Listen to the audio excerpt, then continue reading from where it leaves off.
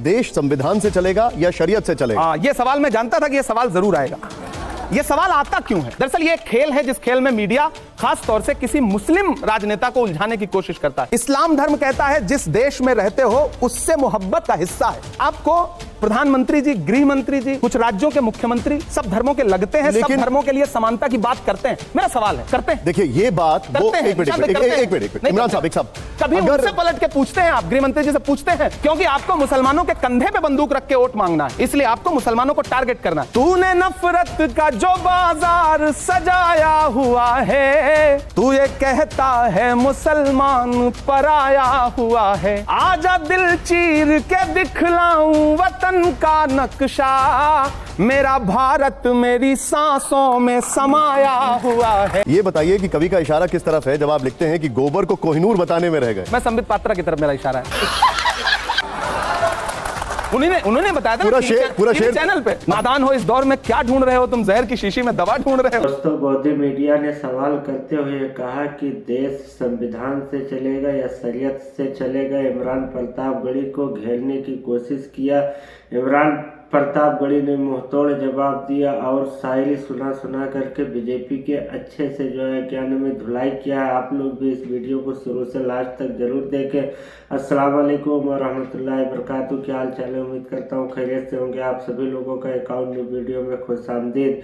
Channel पर पहली बार आए तो प्लीज़ चैनल को सब्सक्राइब करके बेल आइकन प्रेस कर ले ताकि आने वाली हर वीडियो का नोटिफिकेशन आप लोग के मोबाइल पर पहुंचता रहे। चलते हैं, पहले इमरान प्रतापगढ़ी जी को सुन लेते हैं, गुफ्तगू बरकरार रहेगी। आइए देखते हैं, मजा आएगा। देश संविधान से चलेगा या शरीयत से चलेगा? ये सवाल मैं जानता था कि ये सवाल जरूर आएगा। ये सवाल आता क्यों है? दरअसल ये एक खेल है जिस खेल में मीडिया खास तौर से किसी मुस्लिम राजनेता को उलझाने की कोशिश करता है। संविधान कहता है कि आपको फ्रीडम है अपनी आस्था के अनुसार धर्म चुनने का, आप जिस धर्म को मानते हैं उसका सम्मान करने का। इस्लाम धर्म कहता है जिस देश में रहते हो उससे मोहब्बत का हिस्सा है। यह सवाल क्यों आता है कि आपको देश ज्यादा पसंद है या इस्लाम पसंद है, या देश ज्यादा पसंद है? संविधान तो धर्म के आधार पर नहीं कहता है। अगर कोई मुझे पूछे कि आपके वालिद में लिखा है धर्मनिरपेक्षता के बारे में, रुक तेरे को बताते नहीं, संविधान में धर्मनिरपेक्षता लिखा है तो धर्मनिरपेक्ष। मैं, आप मेरे सामने अभी पूजा करिए, भजन गाइए, मैं आपका सम्मान करूंगा। मैं नमाज पढ़ूं, मैं कुरान की आयत पढ़ूं, आप मेरा सम्मान करिए। धर्मनिरपेक्षता का मतलब यह है। चढ़ा समझाओ इसे। धर्मनिरपेक्षता का मतलब यह नहीं है, गलत तरीके से व्याख्यायित किया गया। सेकुलरिज्म का मतलब यह नहीं कि आप मेरा धर्म मानने लगे, मैं आपका धर्म मानने लगूं। हम दोनों एक दूसरे के धर्म का सम्मान करें, यह है सेकुलरिज्म। अमित शाह जी ने भी सदन के अंदर बोला, बीजेपी कहती है कि शरीयत को मानना है तो पूरा माना जाए, मुसलमान सेविंग्स अकाउंट ना खोलें, लोन ना लें, बैंक में नौकरी ना करें। वो कहते हैं कि शरीयत के क्रिमिनल लॉ को भी माने, चोरी करने पर हाथ काट दें, बलात्कार पर सिर कलम कर दें। गृह मंत्री महोदय से कहना चाहता हूं कि आप संविधान को मानते हैं तो पूरा माने, आधा अधूरा मत माने।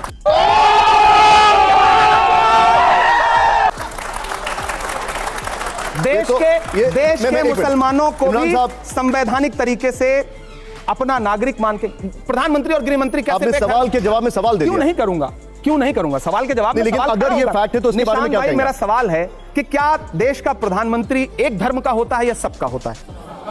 देश का गृह मंत्री एक धर्म का होता है या सबका होता है? राज्य का मुख्यमंत्री एक धर्म का होता है या सबका होता है? मौसम तो ऐसा लग रहा है दिल गार्डन गार्डन हो रहा है, बहुत मजा आ रहा है यहाँ पे। आपको प्रधानमंत्री जी, गृह मंत्री जी, कुछ राज्यों के मुख्यमंत्री सब धर्मों के लगते हैं, सब धर्मों के लिए समानता की बात करते हैं। मेरा सवाल है, करते हैं? देखिए ये बात वो एक मिनट इमरान साहब, एक साहब, कभी उनसे पलट के पूछते हैं आप, गृह मंत्री जी से पूछते हैं कि जब आप खड़े होकर के आपका एक मुख्यमंत्री असम का जिस तरह की, लेकिन वो ये भी पूछते हैं कि पर्सनल लॉ सिर्फ मुसलमानों का क्यों? नहीं, हम कह रहे हैं वो उन्हीं, हिंदू कोड बिल नहीं है इस देश में, सिखों के लिए अलग से। लेकिन उसके लिए कहा जाता है कि कांग्रेस ने उसको ऐसा बनाया कि उसमें कोई भी स्पेशल अधिकार नहीं मिलता। मीठा मीठा गप, कड़वा कड़वा थू। कुछ भी हो आप बाकी जाके कांग्रेस पे क्योंकि आपको मुसलमानों के कंधे पे बंदूक रख के वोट मांगना है, इसलिए आपको मुसलमानों को टारगेट करना है। मुझे पता है आप मस्जिदों के नीचे भगवान नहीं ढूंढ रहे हैं, आप वोट बैंक ढूंढ रहे हैं। ये बड़ी अच्छी बात कही आप। देखिए सच बात है, मोहब्बत की सदाएं देना और मोहब्बत के लिए लोगों को एकजुट करना थोड़ा मुश्किल काम है। नफरत के लिए आप किसी चौराहे पे खड़े हो जाइए, किसी भी धर्म के हों, आप अपने धर्म का नारा लगाना शुरू कर दीजिए, आएं बाएं बकने लगिए, 100 लोग खड़े हो जाएंगे, 1000 लोग खड़े हो जाएंगे, और आप खड़े होकर के मोहब्बत की बात करना शुरू करिए, लोग कहेंगे पागल है क्या यार ये। अच्छा इमरान साहब, इस दौर में मोहब्बत की बात कर रहा है। नादान हो इस दौर में, क्या ढूंढ रहे हो तुम? जहर की शीशी में दवा ढूंढ रहे हो। क्या बात है सर, क्या बात है सर। इमरान साहब, अगला शेर नहीं मिसरा सुना रहा हूं और आप इसको पूरा मुकम्मल करिएगा। ये बताइए कि कवि का इशारा किस तरफ है जब आप लिखते हैं कि गोबर को कोहिनूर बताने में रह गए। मैं संबित पात्रा की तरफ मेरा इशारा है। उन्होंने बताया था पूरा शेर चैनल पे। आजा संडास दिखा तो। जहां जहां भाजपा की सरकार होगी वहां बीफ बैन हम जरूर करेंगे, क्योंकि सुप्रीम कोर्ट ने भी कहा है कि मैं आपको सुप्रीम कोर्ट की वाणी बता रहा हूं, मेरा नहीं है। सुप्रीम कोर्ट का कहना है कि एक गाय का गोबर जो होता है वो कोहिनूर हीरे से भी ज्यादा महंगा होता है। सुप्रीम कोर्ट का वाणी है। कब हो गया ये सोशल मीडिया पे बड़ा वायरल हो रहा है, पूरा शेर तो पढ़ दीजिए। नहीं मतलब अब उन पर बस एक ही मिसरा याद रखने का मन करता है, उसके बाद भुला दिया मैंने, क्योंकि बाद में मुझे समझ में आया कि मैं थोड़ा मैच्योर हो गया हूं। ठीक है, अब ये शो को मैं वाइंड अप कर रहा हूं, लेकिन उससे पहले, हाँ अरे वाह क्या बात है, लेकिन उससे पहले कुछ 2 लाइनें हम सभी सुनना चाहेंगे कि नहीं सुनना चाहेंगे इस देश के ऊपर, जरा बताइए। हम करते हैं प्रबंध, आप चिंता मत करिए। कुछ 2 लाइनें। नहीं देश तो देखिए, मेरी एक नज्म है कि मैं तरन्नुम में सुना देता। बिल्कुल। अब माहौल ऐसा बना हुआ है कि सुना देता हूं, और बहुत अच्छा, आपको बधाई देता हूं। पहली बार बहुत शानदार संपादक आपने बुलाए जिनसे अलग अलग मिलने का मेरा मन था, एक साथ मिल गए। श्रोता बहुत अच्छे, शो बहुत अच्छा, मेरी बड़ी शुभकामनाएं शो के लिए। सुना रहे हैं। मेरा मस्कन मेरी जन्नत को सलामत रखना, यह कविता नहीं है बल्कि एक दुआ है। इरशाद। मेरा मस्कन मेरी जन्नत को सलामत रखना, मेरे मौला मेरे भारत को सलामत रखना, मेरा मस्कन मेरी जन्नत को सलामत रखना।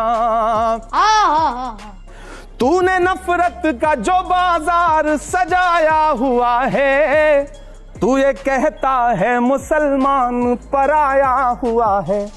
आजा दिल चीर के दिखलाऊं वतन का नक्शा, मेरा भारत मेरी सांसों में समाया हुआ है।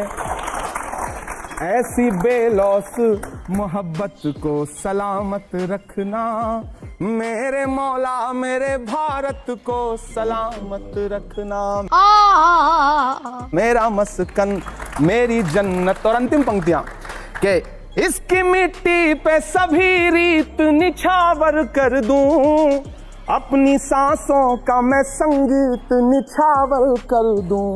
गंगा जमुना तेरी लहरों की मुकद्दस धुन पर, अपनी सांसों का मैं संगीत निछावर कर दूं। इतनी पाकीज़ा इबादत को सलामत रखना, मेरे मौला मेरे भारत को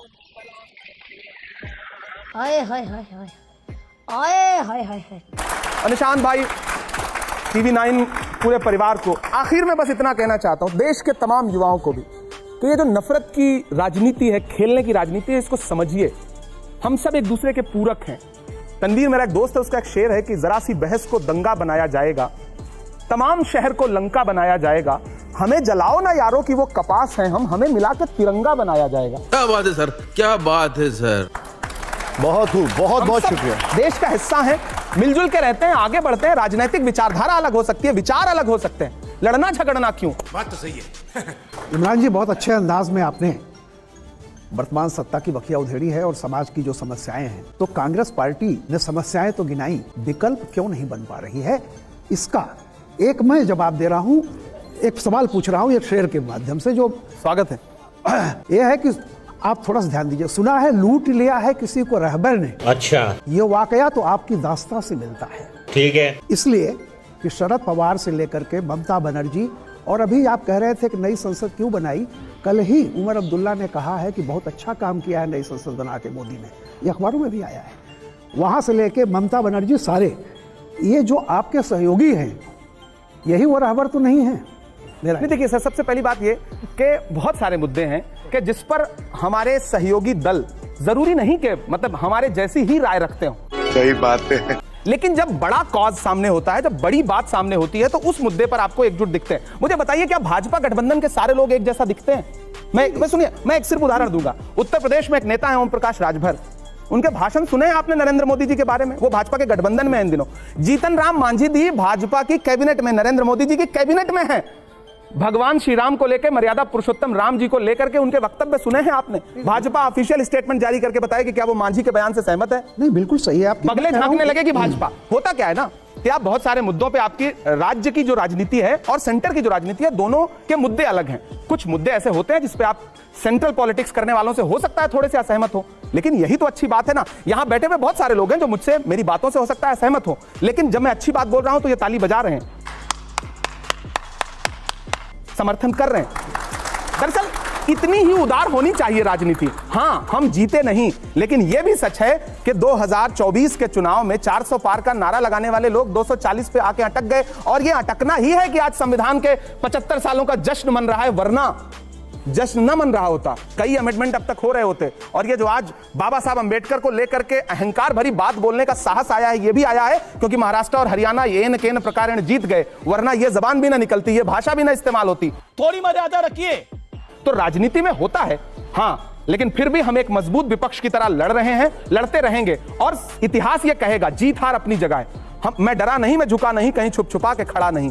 जो डटे हुए हैं महाज पर, मुझे उन सफों में तलाश कर। हम लड़ रहे हैं, राहुल गांधी जी लड़ रहे हैं। आप क्रोनोलॉजी समझ लीजिए। तो आज के वीडियो में इतना ही। बस आप लोग का इस पूरे वीडियो पे क्या राय है, नीचे कमेंट बॉक्स में अपनी राय जरूर दें। और आप लोग वीडियो को अभी तक लाइक नहीं किया तो एक लाइक कर दें। आपके एक लाइक से यूट्यूब वीडियो को दूसरे तक भेजता है। चैनल को सब्सक्राइब नहीं किया तो चैनल को सब्सक्राइब करके बेल आइकन प्रेस कर ले। नेक्स्ट किस टॉपिक पर आप लोग वीडियो देखना चाहते हैं, नीचे कमेंट बॉक्स में अपनी राय जरूर दें। आप लोग से फिर मिलते हैं किसी नेक्स्ट वीडियो में। अल्लाह हाफिज।